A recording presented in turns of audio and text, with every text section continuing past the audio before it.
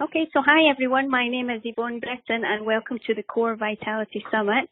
Just a quick reminder of why we're actually doing the summit, and the objective really is to spread information and hope to people of all ages who are struggling with a lack of energy and vitality. So as well as having experienced this firsthand myself, I'm actually surrounded by a lot of people and I see it on a daily basis. So that's the idea behind the summit. And today I'm very grateful to have Dr. Nicole Galante on the line with me. Welcome, Dr. Nicole, and thank you for joining me. Thank you for having me. So just very, very quick, Dr. Nicole is an intuitive healer, and she'll explain a little bit more in a second. She comes highly recommended by Anthony William, by medical medium.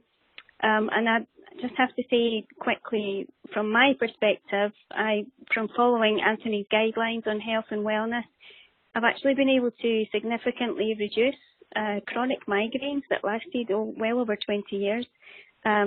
So this is very personal for me. It's a very personal topic. I'm very passionate about it. And the other thing was, as kind of like a side effect of the reduction of the migraines, I also experienced some other major health improvements. One of them was getting an increase in my overall vitality and an increase in energy. So, Dr. Nicole, do you want to just mention a little bit more about what you actually do? Sure, I would love to. Hello, everybody who's listening. A little bit about myself is I have almost 20 years of being a chiropractor, a doctor of chiropractic, and that has been my day job, I guess you could say. And several years ago, when I first started my chiropractic practice, I was very blessed at meeting Anthony, and I'll talk a little bit about that more in just a minute. But some of the other modalities that I've learned over time are not only being a medical medium practitioner, but I've also followed a shamanic healing path, and I also do Reiki, and I'm doing some sound meditation healing as well. So I have a lot of different aspects of healing that I do, because I believe that healing comes from healing the entire person and not just one aspect. That sounds fascinating. Thank you for that. So if we could jump right in, I know it's really hard to say and everyone's different, but there is a really general lack of vitality nowadays, and just, there's a lot of people suffering from a lack of energy. What would you say, in your experience, what would be the main contributors to ending up like this? So going from being like an energetic child, teenager, some people already in their 20s or earlier are starting to feel this. Could you somehow generalize a little bit on that and what you think the main factors are?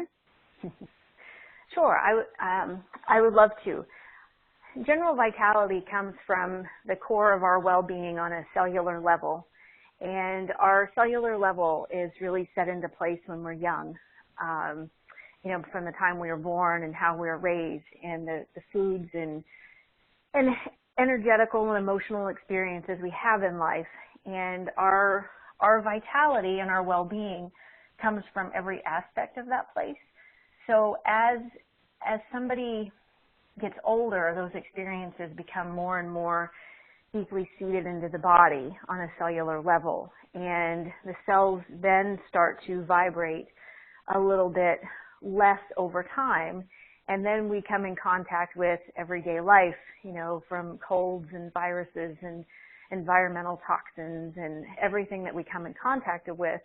And what happens is it kind of becomes I think for lack of a better word, just kind of a cornucopia of a lot of different aspects of our health that are being attacked on a level. And so as you get into your 20s and you've been, playing sports and, eating foods that might not be optimal, the vitality starts to decrease over time. So then as we grow into, more mature adults, there becomes an awareness of how we're feeling. And that is actually where the healing begins. When you have an awareness that you're not feeling well and you want to make some changes in your life, usually there's an event that has caused that to happen. It very well could be something like the loss of a loved one, or you become very ill, or you had to move, across country, or whatever the emotional experience is, all of a sudden you realize that your vitality is affected. And it's really, really important that once you realize that, is what is the best steps to take to gain that vitality back over time. And we all have control of it, of our own vitality, which is, why we're all here. We're moving towards greater things for ourselves. I think that's such an important point, because and it's taken me time to get to realize that, and I've just had a bout of flu, and when you have the resources as well, it ends up being that you're in control of it, because lots of people just think or feel like it's just happening to them and there's nothing that really can be done. So I think getting to that point is that, for me, it's been life-changing to actually understand that I do have control.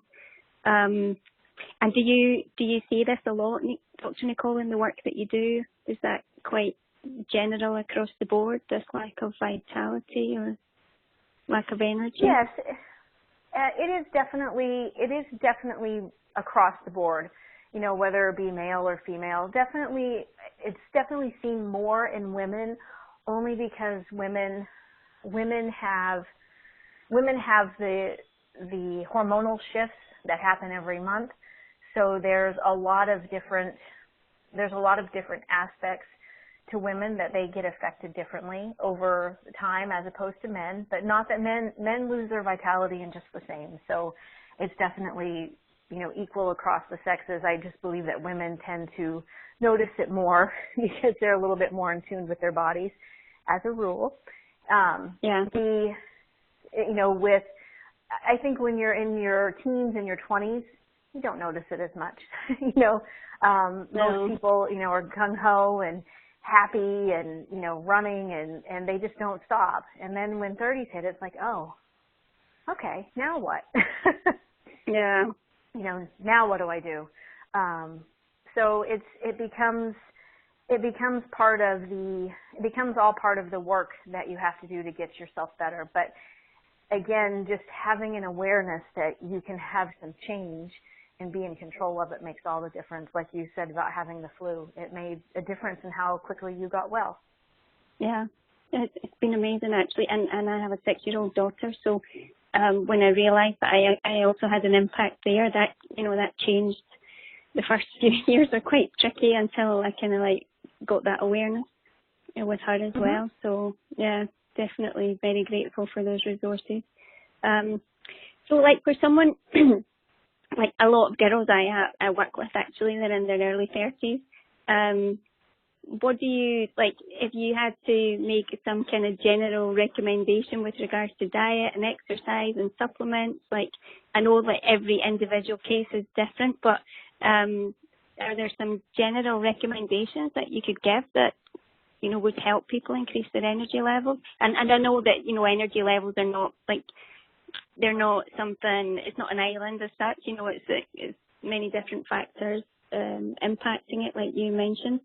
But general recommendations, what would you give? Well, I think I'll preface this by saying I met Anthony when I was in my 20s, when I was in my early 20s, and I was just starting my chiropractic practice. And I was very, very blessed to meet him when I was young, because I really had besides chiropractic school, which was basically college, 8 years of college, I was coming off being a college student. And I did not have a great awareness to what, I knew what nutrition was and what they taught us in school and the balanced food groups, that's all very present. But what I learned after I had become ill from a couple chemical poisonings with pesticides, I had ended up meeting Anthony after we had done a talk at a little community center. And what I learned from him, and spending a lot of time with him after that, what I learned from him was that it wasn't about making all of the changes at once. It wasn't about jumping in and saying, oh gosh, if I don't do all vegan, or if I don't do all vegetarian, or if I don't do this, then I'm not going to be well. That wasn't the information that what I first understood. What I first understood was some of the changes that you could make are simple. Eat more fruits and vegetables. That seems easy, right? And then the next thing was, don't eat any processed foods. There's a lot of processed foods on the market and a lot of preservatives and a lot of chemicals that are placed into food. So it became, eat more fruits and vegetables, have some fresh lemon water, have some fresh juice, celery juice, cucumber juice, have some fresh juice, and set up your day in a really healthy way. And then work on cutting out all of the other foods that don't necessarily make, are not whole foods. So what I'm trying to say there is that, things that are not real whole foods.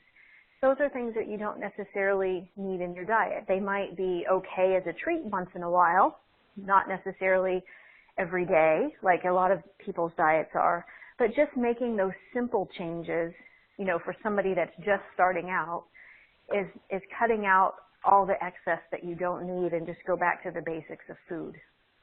And then from there, once those changes are made, you can grow on that. Then you realize, okay, well, I have some symptoms here. So I have symptoms, so I should maybe, take some supplements. What would be the biggest supplements that my diet would be lacking? B vitamins, C vitamins, zinc, anything that's green, barley grass, things that are green that help feed and nourish your body. Those are things that you're looking for. And that becomes a really good baseline of where to start, and kind of not jumping in and thinking, if I don't do everything, I'm not going to be well. Simple vitality comes from just basically making better choices for yourself. That's probably the best advice I've heard in a long time, because we do tend to go, either all or nothing. Like, I know I'm really guilty of it as well. Like, I have to do this and I have to do that and I have to do it all at once. And it's so true about just, going gradually and not trying to, because you put pressure on yourself as well. And I don't think that's a good thing either, to have the, to stress yourself on trying to eat better either. Right. Yeah. Okay, thanks for that. What about exercise, Dr. Nicole? Oh, sorry. I'm going to say one other thing to what you just said.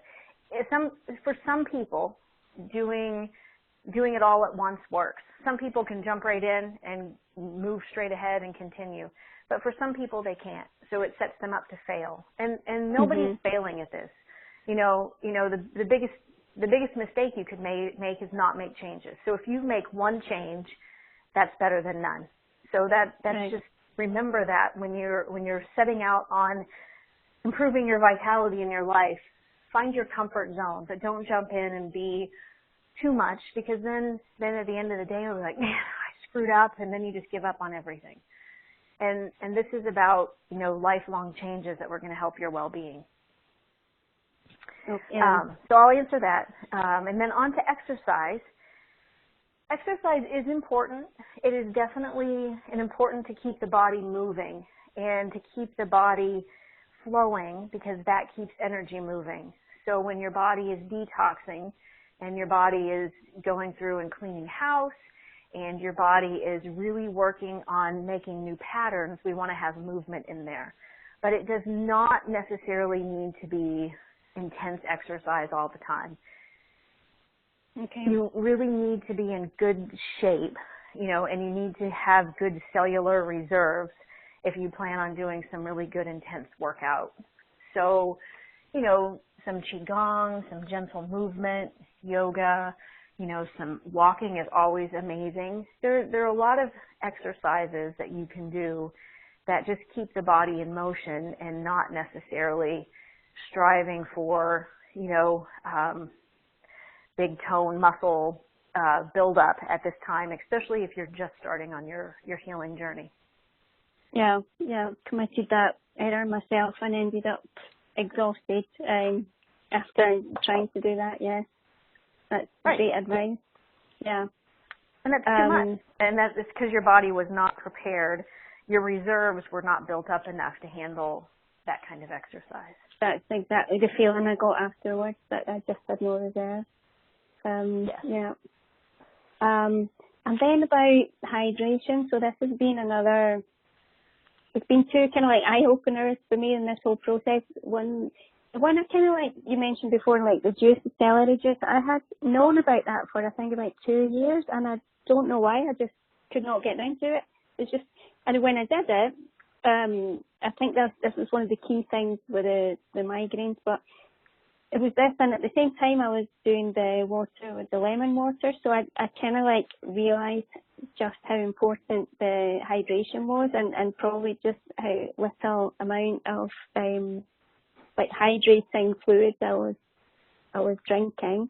Could you speak a little bit about hydration and drinking?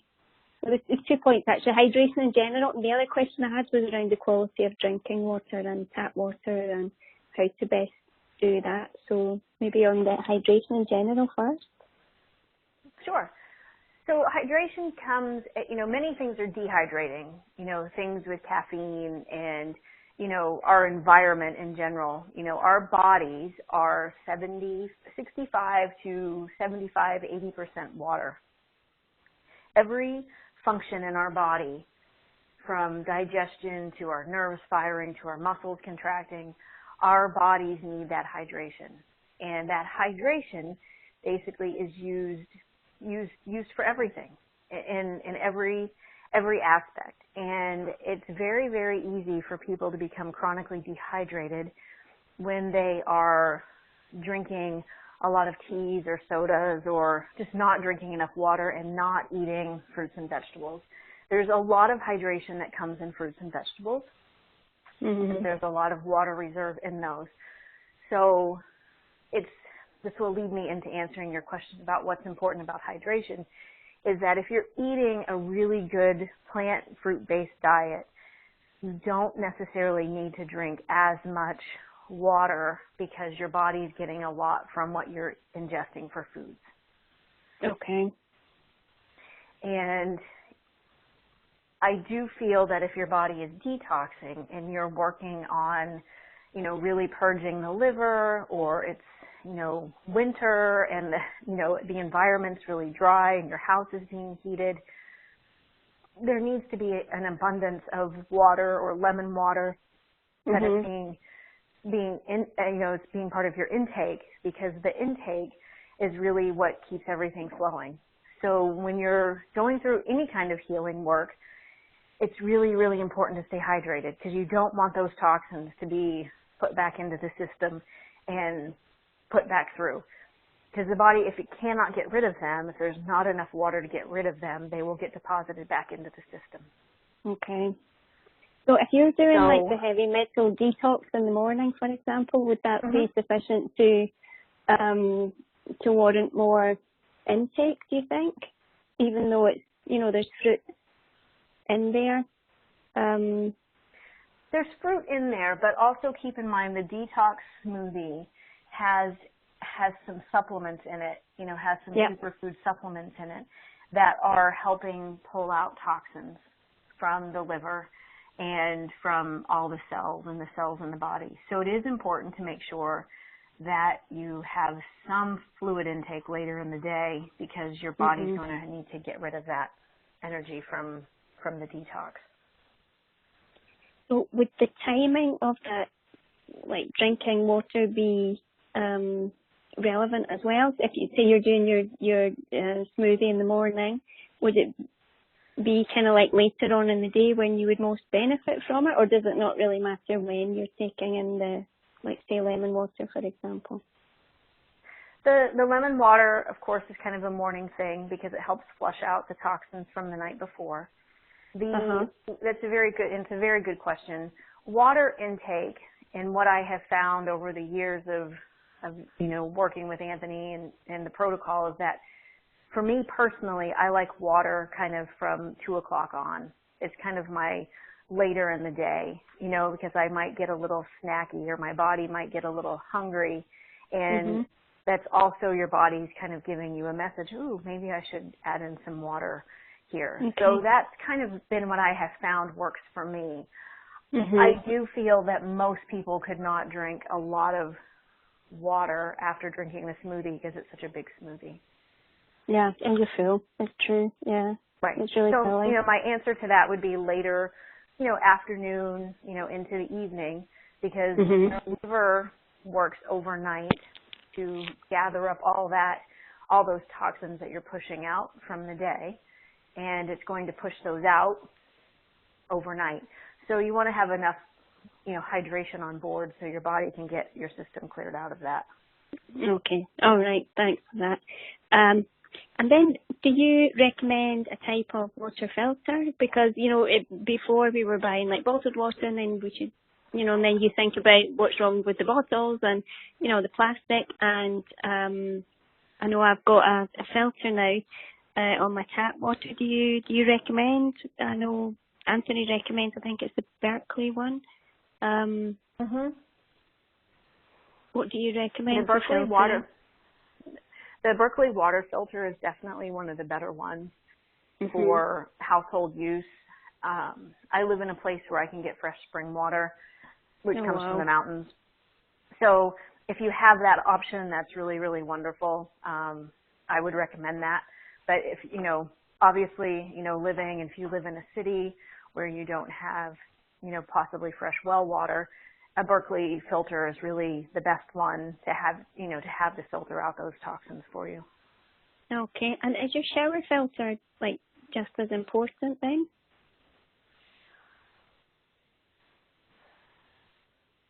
It is, because skin is your largest organ.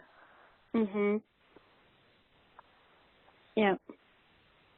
Okay. So, if you have water going on your skin, or if you're taking a bath in that water, it is important, because there are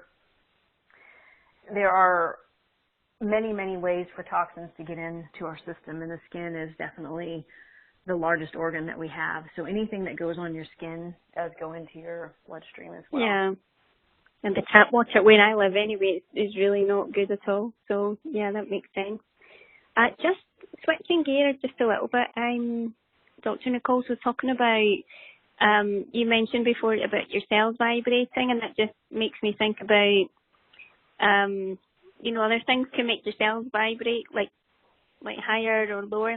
So if you think about your job, your relationships, your even just if you accept yourself, the way you treat yourself, being in nature, how important do you think these things are in healing, or just in your overall health? I'm just thinking, if you're in a job that you really don't like, is that affecting your health? Are you in these, some people are, some relationships are not great. And sometimes even just being in nature, I know in the summer when I'm in the seawater a lot, somehow after 2 or 3 days, I feel like I'm vibrating on a different level. So could you speak a little bit about that, about external factors? External factors, all that you mentioned, job, relationships, our own, our friendship circles that we keep, all of those are super, super, super important to our well-being. And the reason is that because our bodies pick up that energy. And I think the best way that I can describe it that will resonate with most people is, we all have seen, whether it's commercials or read stories about animals that have been in not great situations, and you can see the looks on their faces. They're very, very, animals are very, very vibrational beings. And everything that they feel is projected almost instantly because of how their bodies pick up energy. So that being said, as humans, our body is able to pick up those same vibrational energies. Our body can pick up all of that energy. And so if we're in a bad job situation, our boss is yelling at us, and we're in a bad relationship, where your partner's, always out and about and never available, or whatever that is, whatever that looks like, is that vibration continually keeps getting built up in your system. The only difference between humans and animals that resonates with is that as humans, we can rationalize it. Our ego takes over. Well, he had a bad day at work, or, oh, my boss is just having a bad day. And in reality, you're just making excuses for why we're staying somewhere that's not necessarily serving us, because that's the way the ego and our minds work. So when somebody finally starts realizing, or they take a week off of work, or they take a week and they go spend it in nature, because nature vibrates amazing. I spend a lot of time outside when I'm on the phone with clients because I love being outside in nature, because it's always moving and it's uplifting and so it vibrates. It makes you feel alive and you're connected. Yeah, I can see that actually from your Instagram. That really stands out from your Instagram pictures. Yeah. I would be outside today if it wasn't like blowing horrible. But that vibration over time affects us. But when you yourself decide and make the conscious decision, I want to change my vitality, what happens is your body resonates cellularly, and your body's like, ooh, okay, we're going to do this. And it kind of becomes very, very momentum driven. It starts a little bit, but then it keeps gaining and gaining. And as that energy gains, all of a sudden you walk into your work one day and be like, I don't want to be treated like this anymore. And I don't want to be where I am anymore. Then all of a sudden what will end up happening is new opportunities arise. So when your vibration starts changing, you start attracting different things into your life.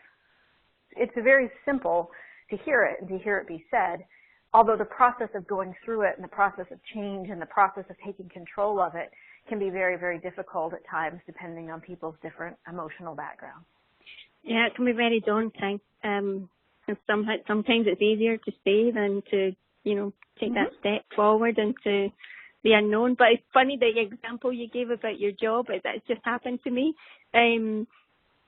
Just recently, I'm just going to change job actually, just recently. And you had been in the complaining mode for a time, but then I must have just changed my chip and the new opportunity did appear. So, yeah, that was a good example. That's what happened. Yeah. And that's what happens. And that happens because of what's going on inside of you. That happens because you're waking up and you're feeling more alive and you're feeling more energetic. So as that happens, more things that vibrate on that level are going to come to you. Well, it's funny you say that because then, I was looking to fix migraines. I was like really, I came across Anthony on the Hay House radio program just by chance, and I was like, oh my God, this is it. And I did it, but I didn't expect all the other life changes that came with it. So when the migraines started, just one day I was like, oh my goodness, I haven't had any migraines for a while. But with that extra energy that I got, it was what came next were the career, the relationships, because I was vibrating at a different level, so that wasn't my initial objective, but it all came with it. Yeah, it's amazing. It's amazing when it starts happening, and then you get to put it all together. Yeah, and then you look back and see where it comes from. So, the time has gone past so quickly, Dr. Nicole. If I can just ask another, there was two other things I really wanted to ask you about. One of them is like handling the stress, whether it's, even if you are in a good relationship or a good job, or, there's still a level of stress that we have, that we deal with, that your recommendations there, and then a little bit about sleep, because that's another one, I'm an expert on now. So if I haven't had great sleep, sure. but I know, I hear a lot of people saying the same things about sleep. So would you mind mentioning just about stress a little bit and sleep before we finish? Sure, absolutely. With stress, how people manage it is very, very different for everybody. And it's really kind of up to the individual to, what manages your stress. Some people like to hike and go in the woods. Some people, really just need to have body work done, like massage and, acupuncture, different kind of modalities that really help just balance the body.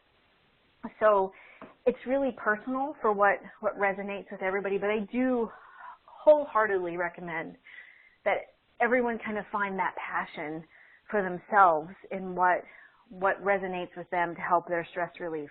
And it might be, that you throw in your kayak and go kayaking for a couple of hours. But, when winter comes, it might be snowshoeing if that's what your passion is. It might just be reading a book. So it's really about, and the biggest thing that I hear from a lot of people is, well, I don't have time. You just have to make time. Even if it's a half an hour, the time has to be made for that. I do feel that part of the self-care is not only what you're putting in your body for foods, but what are you doing to take care of your physical body as well. I like to go for massage or qigong or yoga. All of those things equate to self-care. Right. So it's kind of about what resonates with you, because everybody has a different idea of what that kind of stress reduction looks like. It doesn't necessarily mean, an hour of meditation. For some people that works. I don't necessarily have an hour for meditation, every day, but I do find that if I can get out in nature for half an hour, that is my meditation. So it kind of becomes both.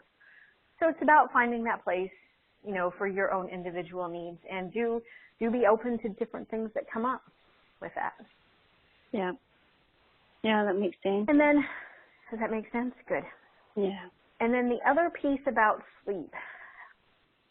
Everybody's sleep patterns are incredibly different, and it's definitely very difficult to pinpoint exactly one thing that's going to work for someone and not work for somebody else when it comes to stress. I mean, not stress, but sleep. A lot of times it's just about quieting down the central nervous system. It's about getting the body into a good place where it's not as toxic. Toxic bodies don't like to relax. And it's about keeping balance in that. So, if you know that, things that are sugary, in nature kind of keep you up, you might want to stay away from those for a while. Yeah. So it's balance. Go ahead.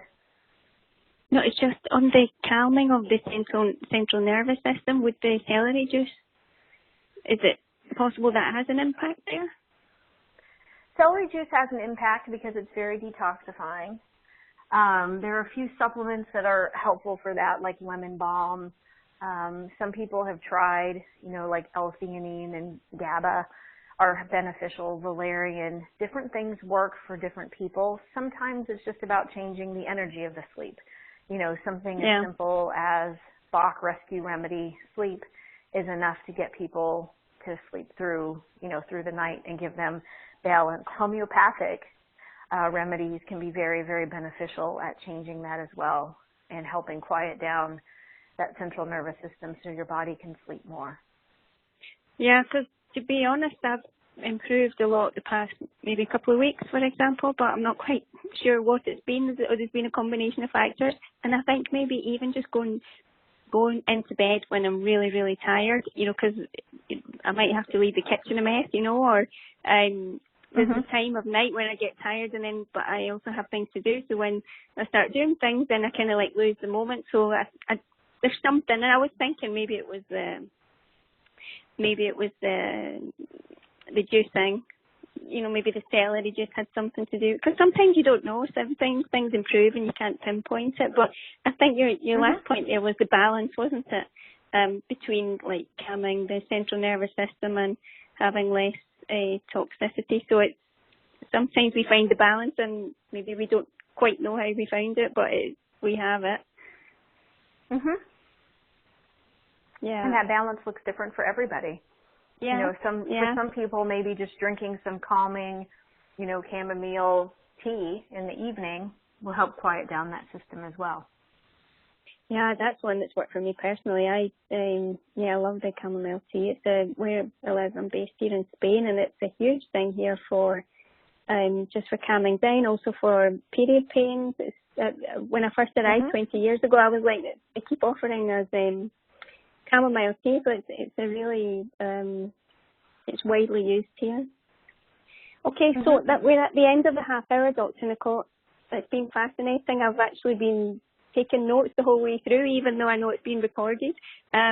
So thank you so much. I know just so much fascinating information. So if anyone wants to find out more about you, Dr. Nicole, I see you on Instagram. I've seen your lovely photos there, and you're also on Facebook, I believe.